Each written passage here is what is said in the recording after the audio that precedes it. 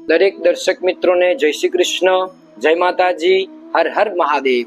આવો આજે આપણે સમજીએ કે કઈ કઈ જગ્યાએ આપણે બે પગ વાળીને કે ઊભા પગે બેસવું જોઈએ નહીં।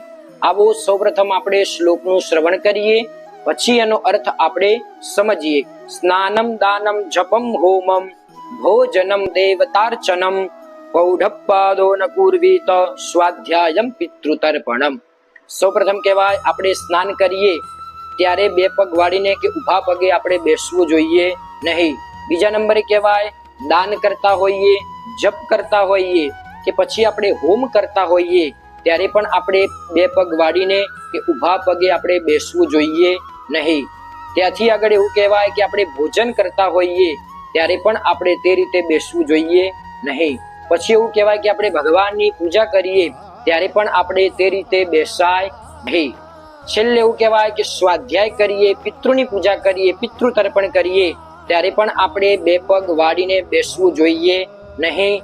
આવું અત્રિ સંહિતા કરીને પુસ્તક છે, એની અંદર વર્ણન બતાવ્યું છે। ખાસ આપણે આ વસ્તુ ધ્યાનમાં રાખવી જોઈએ।